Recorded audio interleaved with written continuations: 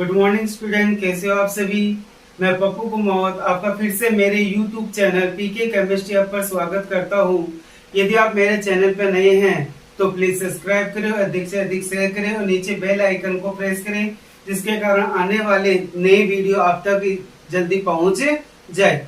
हमारा जो टॉपिक चल रहा है वो है फर्स्ट चैप्टर है ठोस अवस्था। उसमें हमने प्रीवियस क्लास में उसमें क्रिस्टलीय ठोसों के दोष या त्रुटि क्या होती है, उसमें रस समीकरणितीय दोष, अरस समीकरणितीय दोष और अशुद्धि दोष को डिस्कस किया था। अब हमारा जो नेक्स्ट टॉपिक है वो है क्रिस्टलीय ठोसों में चुंबकीय गुण। क्रिस्टलीय ठोसों में चुंबकीय गुण। अब हम ये जो टॉपिक रहेगा इससे आगे वाले और रहेंगे जैसे विद्युतीय गुण वगैरह। तो यहाँ से इनका जो मेन टॉपिक है, जो मेन कारण रहेगा वो देखते हैं अब यहाँ से इनमें। तो देखो ठोसों में चुंबकीय गुण, ठोसों में चुंबकीय गुण। अब चुंबकीय गुण के साथ साथ में इसमें विद्युतीय गुण और इलेक्ट्रॉनिक गुण तीनों बता देता हूँ। जितने भी ठोसों के गुण होंगे वो मुक्त इलेक्ट्रॉन के कारण होंगे। किसके कारण होंगे? मुक्त इलेक्ट्रॉन के कारण। तो यहाँ से इसमें होगा कि ठोसों में चुंबकीय गुण किसके कारण होते हैं? मुक्त इलेक्ट्रॉन के कारण। अब जो मुक्त इलेक्ट्रॉन होता है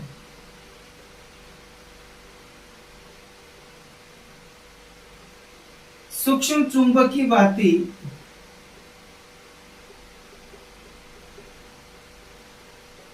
व्यवहार करता है। सूक्ष्म चुंबकीय भांति क्या करता है? ये व्यवहार करता है। अब ये इसका जो किसी भी इलेक्ट्रॉन है, इलेक्ट्रॉन के चुंबकीय आघूर्ण का मान इलेक्ट्रॉन की दो प्रकार की गति पर निर्भर करता है। देखो कौन कौन सी गति होगी। फर्स्ट गति होती है इलेक्ट्रॉन की कक्षीय गति और सेकंड होता है इसमें इलेक्ट्रॉन की अपने अक्ष पर, इलेक्ट्रॉन की अपने अक्ष पर चक्रण गति। देखो इलेक्ट्रॉन क्या करता है, मूव कैसे करता है। तो मान लो ये कोई पार्टिकल्स है, पार्टिकल्स मान लो जिसका ये न्यूक्लियस है। अब इसमें जो मुक्त इलेक्ट्रॉन होगा, वैलेंस शेल का इलेक्ट्रॉन होगा, वो कैसे मूव करेगा, यानी कि इसमें मूवमेंट होगा। तो ये क्या करता है, अपने अक्ष पे भी घूमेगा और साथ में इसके चारों ओर भी चक्कर लगाता है। जैसे पृथ्वी है वो सूर्य के चारों ओर चक्कर लगाती है, तो करती क्या है कि जब वो अपने अक्ष पे घूमती है तो दिन रात बनते हैं, और जब ये इसका चारों ओर कक्षीय चक्रण कर लेती है, कक्षीय गति कर लेती है, तो एक वर्ष में बदले जाता है। तो ये ध्यान रखना है यहाँ से कि इसमें इलेक्ट्रॉन की गति दो प्रकार की होती है। एक तो कक्षीय गति। तो कक्षीय गति में ले तो जैसे मान लो ये अपने पास है न्यूक्लियस, तो इलेक्ट्रॉन है, इसके चारों ओर जब गति करता है तो ये तो कौन सी गति हो गई? कक्षीय गति हो गई। लेकिन ये जब अपने अक्ष के चारों ओर, अपने अक्ष पे ये गति करता है तो ये कौन सी गति हो जाएगी? चक्रण गति। और इन दोनों के कारण ही वो चुंबकीय गुण प्रदर्शित करता है। अब देखो यहां से चुंबकीय इलेक्ट्रॉन के लिए, इलेक्ट्रॉन के चुंबकीय आघूर्ण का मान 9.27 इंटू 10 की घात -24 एम्पियर मीटर स्क्वायर होता है। एम्पियर मीटर स्क्वायर होता है, जो कितने के इक्वल होता है? 1 बोर मैग्नेटॉन। किसके इक्वल होगा? 1 बोर मैग्नेटॉन। तो चुंबकीय आघूर्ण की इकाई क्या होती है? Bore magneton. क्या रहेगी? Bohr magneton. बोर मैग्नेटॉन रहेगा इतना। ये होता है। अब ये मान क्या होता है? बहुत ही सूक्ष्म होता है। लेकिन जब अपन किसी क्रिस्टल की बात करते हैं तो उसमें अनगिनत क्या होता है? असंख्य परमाणु होंगे, और असंख्य परमाणु होंगे तो असंख्य क्या रहेंगे? यहाँ पे इलेक्ट्रॉन रहेंगे। तो इनका कुछ सबका थोड़ा थोड़ा मान मिलकर बहुत बड़ा मान बने जाता है। इन सभी के आधार पे हम जो पदार्थ है, पदार्थों का वर्गीकरण होगा।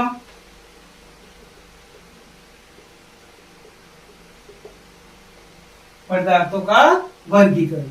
अब देखो ये जाएगा चुंबकीय गुणों के आधार पे देखना है, तो फर्स्ट हो जाएगा प्रतिचुंबकीय पदार्थ, जिसको हम बोलते हैं डायामैग्नेटिक। ये आपकी ये जो चैप्टर है, ये जो पॉइंट है चुंबकीय गुण आपके एट चैप्टर है, वहां पे भी एज इट इज रहेगा, कुछ भी चेंज नहीं होगा। इसमें क्या होगा, प्रतिचुंबकीय। प्रतिचुंबकीय का मतलब क्या रहेगा, जब हम किसी पदार्थ को चुंबकीय क्षेत्र के बीच में रखते हैं, तो ये चुंबकीय बल रेखाओं को क्या करता है, ये प्रतिकर्षित करता है।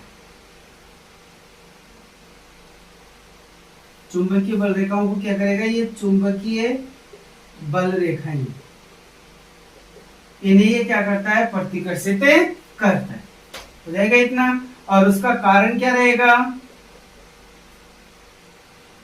अयुग्मित इलेक्ट्रॉन की अनुपस्थिति। कोई भी परमाणु आयन या जो अणु है उसमें अयुग्मित इलेक्ट्रॉन क्या रहता है, अनुपस्थित रहता है।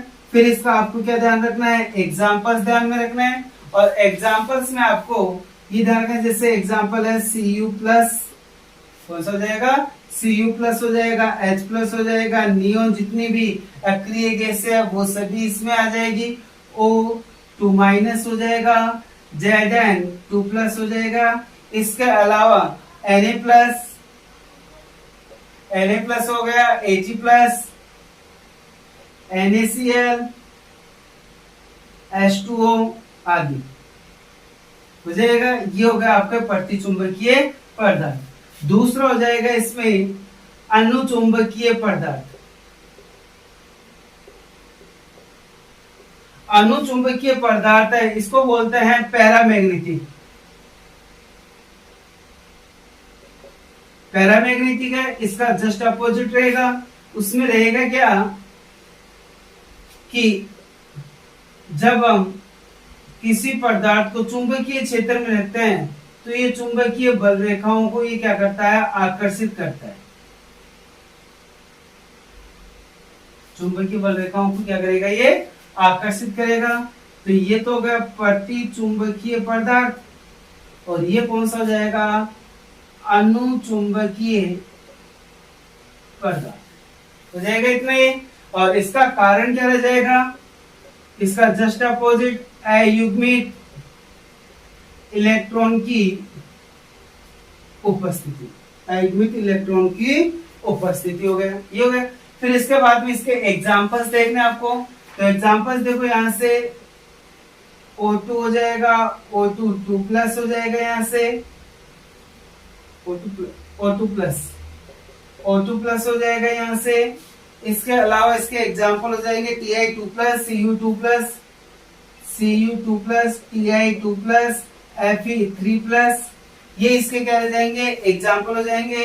V4 plus, VO2, V4 plus से VO2, कॉपर, और इसके अलावा Cu2 प्लस। ये सभी क्या हो जाएंगे, अनुचुंबकीय पदार्थ हो जाएंगे। या तो आपको यहाँ से क्या ध्यान में रखना है, इनके एग्जांपल्स ध्यान में रखना है। मेनली क्या ध्यान में रखना है आपको, इनके एग्जांपल्स ध्यान में रखना है। ये हो गए अपने दो प्रकार। ये तो आपने शुरू से देखते हैं, प्रतिचुंबकीय, अनुचुंबकीय। आपने लोअर क्लास में ये देखा होगा कि चुंबकीय, प्रतिचुंबकीय पदार्थ वो होते हैं जो चुंबकीय गुण प्रदर्शित नहीं करते हैं, चुंबकीय व्यवहार नहीं करते। थोड़ा सा यहाँ पे थोड़ा वेरिएशन होगा। यहाँ पे अपने थोड़ा स्टैंडर्ड हाई है, तो इसमें क्या होगा कि कैसे पता चलेगा कि चुंबकीय गुण प्रदर्शित करेगा या नहीं करेगा। तो हम क्या करते हैं, दो चुंबकों के बीच में रखते हैं इसको। तो यदि दोनों के द्वारा ये आकर्षित हो जाता है तो ये अनुचुंबकीय होगा, और नहीं होता तो ये कौन सा जाएगा, प्रतिचुंबकीय होगा। अब जब उसके बाद में बात करते हैं, तीन और टाइप हो रहे हैं यहाँ पे इसके। तो ये हो गए यहाँ से, अब मैं इसको रब कर रहा हूं।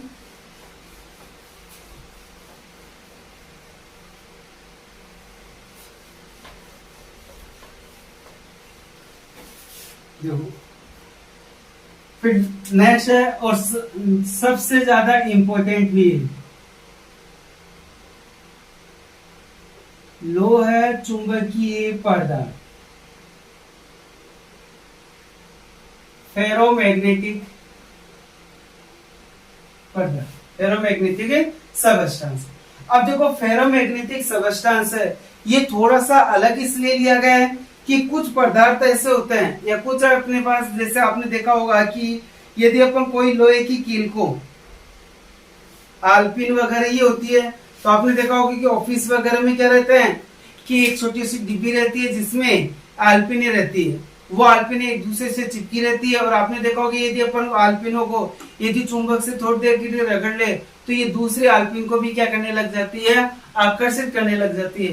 यानी कि एक ऐसा पदार्थ जो पहले चुंबक नहीं है लेकिन चुंबक के साथ रखने पे ये चुंबक की तरह बन जाता है, उन पदार्थों को हम क्या कहते हैं, लोह चुंबकीय पदार्थ। तो देखो इसका इसलिए परिभाषा क्या रहेगी कि इन्हें जब हम बाह्य चुंबकीय क्षेत्र में रखने पर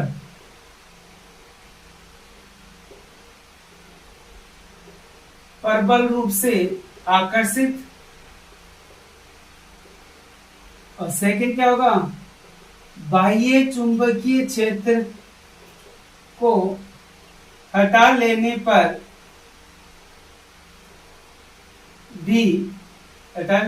भी चुंबक की भांति व्यवहार, क्या हो जाएगा, चुंबक की भांति व्यवहार।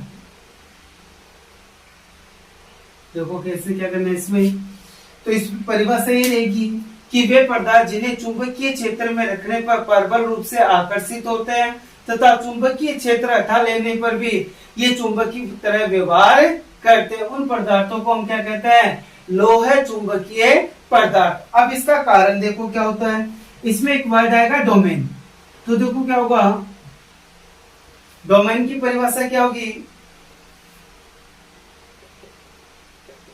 ठोस अवस्था में लोह चुंबकीय पदार्थ, लोह चुंबकीय पदार्थ के धातु आयन छोटे छोटे समूहों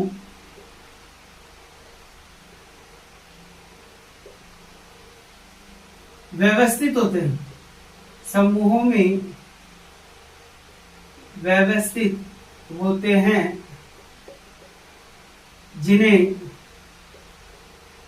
डोमेन कहते हैं। ये ध्यान दीजिए, कहने का मतलब क्या रहेगा, जिससे मान लो इसकी चुंबकीय आघूर्ण की दिशा है ये क्या 5 इलेक्ट्रॉन है जिनकी चुंबकीय आघूर्ण की दिशा क्या होगी, समान होगी। उन समान वाले को मैं क्या कर लूं, एक जगह जोड़ दूं तो ये हो जाएगा यहां से ऐसे डोमेन, डोमेन बन जाएगा ऐसे। तो क्या होगा कि जिन इलेक्ट्रॉनों की चुंबकीय आघूर्ण की दिशा समान होती है वो सभी जुड़कर एक डोमेन का निर्माण करते हैं। अब देखो क्या होगा इसमें, एक्चुअल में होता क्या है, चुंबकीय क्षेत्र, बाह्य चुंबकीय क्षेत्र, बाह्य चुंबकीय क्षेत्र की अनुपस्थिति में, यानी कि पूर्व, डोमेन यादृच्छिक अनियमित व्यवस्थित है, जिसके कारण कुल आघूर्ण, चुंबकीय आघूर्ण निरस्त हो जाता है। देखो क्या रहेगा इसमें कि जब हम बाह्य क्षेत्र नहीं लगाते हैं, जैसे मान लो आलपिन ने शुरू में लिए, उस समय क्या रहेगा, इनमें जो डोमेन्स रहते हैं ये यादृच्छिक रहते हैं, यानी कि अस्त व्यस्त रहते हैं। जब तो उस समय जब कोई भी अस्त व्यस्त रहता है तो उसका परिणाम वो क्या रहता है, परमानेंट 0 रहेगा। तो जब ये यादृच्छिक अनियमित व्यवस्थित रहते हैं तो कुल चुंबकीय आघूर्ण क्या हो जाएगा, निरस्त हो जाता है। लेकिन जैसे ही बाह्य चुंबकीय क्षेत्र की उपस्थिति में, बाह्य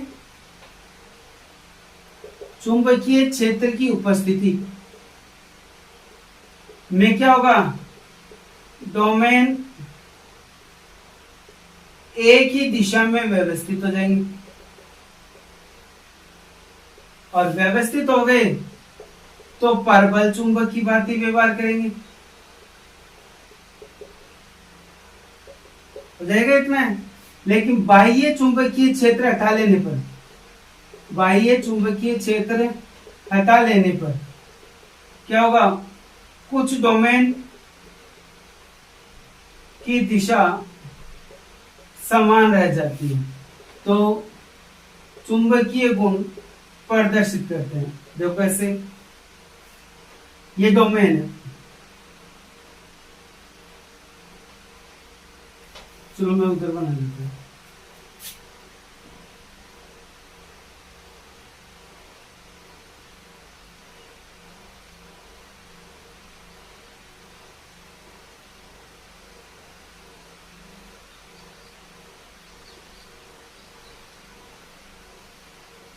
ये हो गई, ये पूर्व की स्थिति है, ये उपस्थिति की है, और ये हटा लेने की यानी कि बाद की स्थिति है।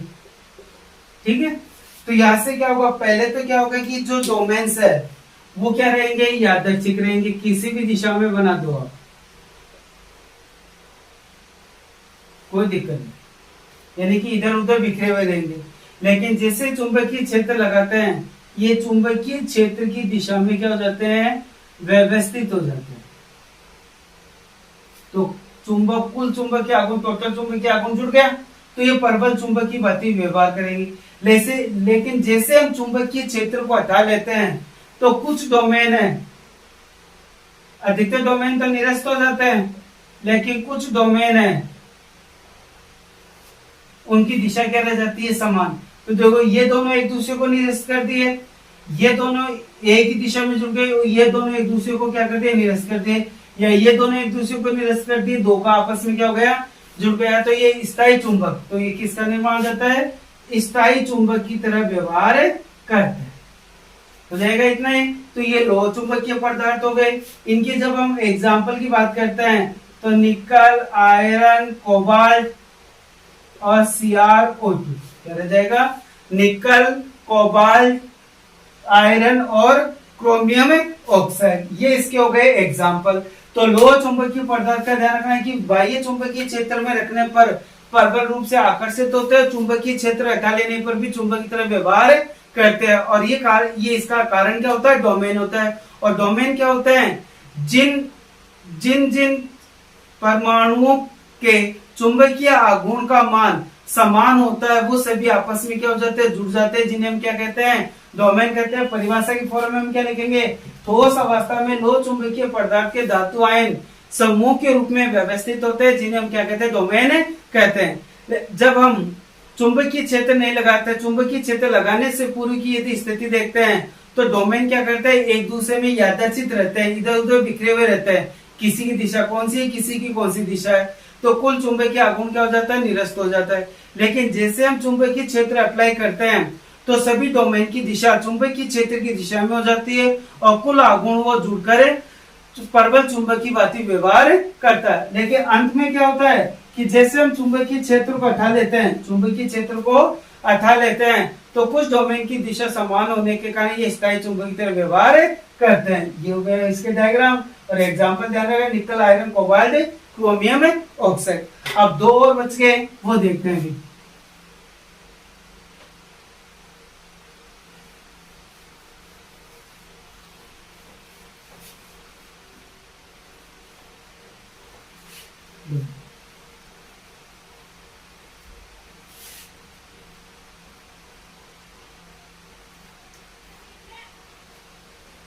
फिर हो जाएगा प्रतिलोह चुंबकीय, प्रतिलोह चुंबकीय, तो इसका नाम हो जाएगा एंटीफेरो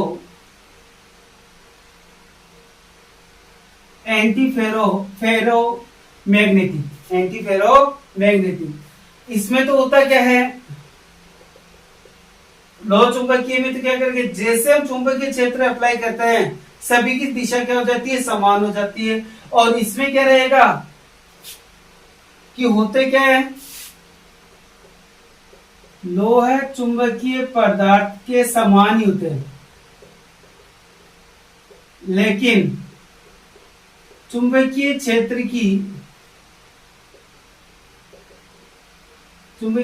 की उपस्थिति में डोमेन विपरीत व्यवस्थित होते हैं, जिससे प्रतिचुंबकीय पदार्थ बन जाता है। लेकिन चुंबकीय क्षेत्र हटा लेने पर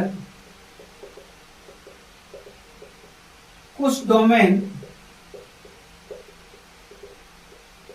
समान दिशा में रह जाते हैं तथा चुंबकीय भांति व्यवहार करते हैं। अगली बात समझ में ये, उसमें लो चुंबकीय में तो क्या होगा, जब चुंबकीय क्षेत्र अप्लाई करते हैं तो एक ही दिशा में व्यवस्थित होंगे और इसमें क्या होगा, विपरीत दिशा में। तो देखो इसको समझ लो।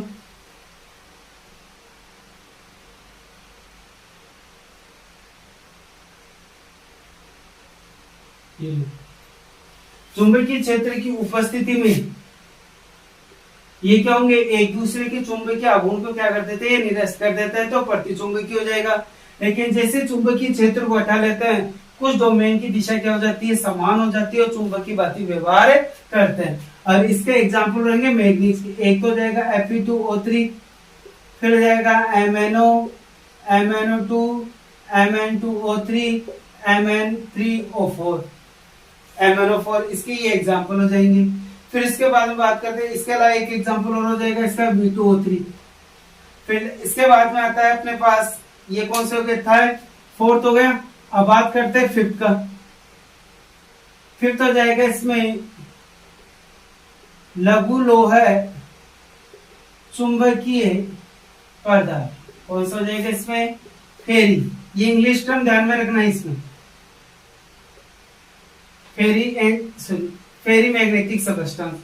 इसमें क्या होगा, लोह चुंबकीय पदार्थ भी होते हैं, ये लोह चुंबकीय पदार्थ ही होते हैं, लेकिन चुंबकीय आघूर्ण का मान कम होते। अगली बात समझ में क्या रहेगा, इसमें होते लोह चुंबकीय पदार्थ ही है, लेकिन इनमें चुंबकीय आघूर्ण का मान है लोह चुंबकीय पदार्थ की अपेक्षा क्या होता है, कम होता है। तो ये दुर्बलतम रूप से क्या करते हैं, उसको आकर्षित करते होता चुंबकीय। और ये लघु लोह चुंबकीय पदार्थ है, इनसे ही स्थायी चुंबक बनाए जाते हैं। जैसे एग्जांपल हो जाएगा इसका Fe3O4, जिसको हम बोलते हैं मैग्नेटाइट। मैग्नेटाइट हो जाएगा। एक यहां से हम Fe2CrO4, एक हो जाएगा Fe2, इसको Zn Fe2O4 Cr Fe2O4, इसका नाम होता है जिंकाइट, और ये हो जाएगा क्रोमाइट। रहेगा इतने, तो ये हो गए ठोस पदार्थों के चुंबकीय गुण 5 हो गए। यहाँ से कौन कौन से हो जाएंगे, प्रति चुंबकीय पदार्थ, अनुचुंबकीय पदार्थ, 3 एक्स्ट्रा है इसमें, लोह चुंबकीय, प्रति लोह चुंबकीय और लघु लोह चुंबकीय। ये हो गए आपके टॉपिक। अभी नहीं यदि किसी को कोई प्रॉब्लम हो तो वो कमेंट बॉक्स में जाके कमेंट कर सकते हैं, और इसको अधिक से अधिक शेयर करें, जिसके कारण सभी इसका बेनिफिट ले सके। और इसका कंप्लीट जो चैप्टर है, ये आपके यहाँ से जो YouTube चैनल है मेरा, उस पे सभी आप सभी को पूरा कंप्लीट सिलेबस है वो 12th क्लास का मिलेगा। और जल्दी में 11th क्लास और बाकी के जो 12th क्लास है उसका इंग्लिश मीडियम है, उसके भी मैं वीडियो आपके लिए लेके आऊंगा। अब यहाँ से आपको क्या, आपको ज्यादा से ज्यादा इसको सब्सक्राइब करना है, सब्सक्राइब करना और इसको अधिक से अधिक शेयर करना।